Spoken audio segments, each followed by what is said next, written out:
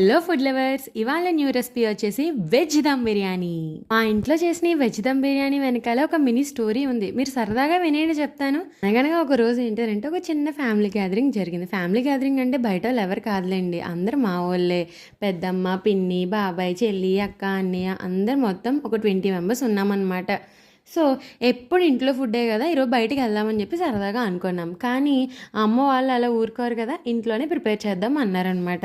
So ఇంకా అందరూ ఒక్కొక్క పనిలోకి స్టార్ట్ అయిపోయాం. అంటే వెజిటేబుల్ కటింగ్కి, మసాలాలు ఆడడానికి, లేదంటే బయట నుంచి ఏమైనా తీసుకురావడానికి ఇలా చెప్పి.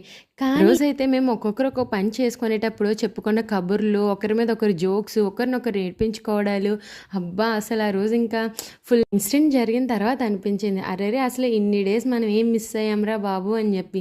వీక్ డేస్ అంతా వర్క్ వర్క్ వర్క్, వీకెండ్ వచ్చేటప్పటికి నాన్ వెజ్ ఏదో ఒకటి తెచ్చుకుంటాం, తినేస్తాం, పడుకుంటాం, రెస్ట్ అనుకుంటాం. కానీ చక్కగా అందరూ ఇలా కలిసి కొంచెం ఫ్యామిలీతో టైం స్పెండ్ చేసుకొని మంచి మంచి మెమరీస్ క్రియేట్ చేసుకుంటే ఆ హ్యాపీనెస్ వేరే లెవెల్లో ఉంటుంది. మీరు కూడా ఎప్పుడైనా మీకు టైం దొరికినప్పుడు మీ ఫ్యామిలీతో మ్యాక్సిమం టైం స్పెండ్ చేయండి. మంచి మంచి మెమరీస్ని క్రియేట్ చేసుకోండి. ఇంక ఫుడ్ విషయానికి వచ్చేస్తే ఏంటనంటే, ఈ వెజ్ దమ్ బిర్యానీ నేను సిరీస్ కింద పెట్టబోతున్నా.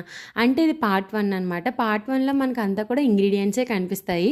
వెజిటేబుల్స్ ఏం కావాలి, అలానే మసాలా ఇంగ్రీడియంట్స్ ఏం కావాలి, అందులో మనం ఎన్నెన్ని తీసుకోవాలి, జస్ట్ ఇలా ఫస్ట్ ప్రాసెస్ అంతా కూడా నేను పార్ట్ 1లో పెట్టడం జరిగిందనమాట. నెక్స్ట్ ఇంకా పార్ట్ 2, పార్ట్ 3, పార్ట్ 4 చాలానే ఉన్నాయి.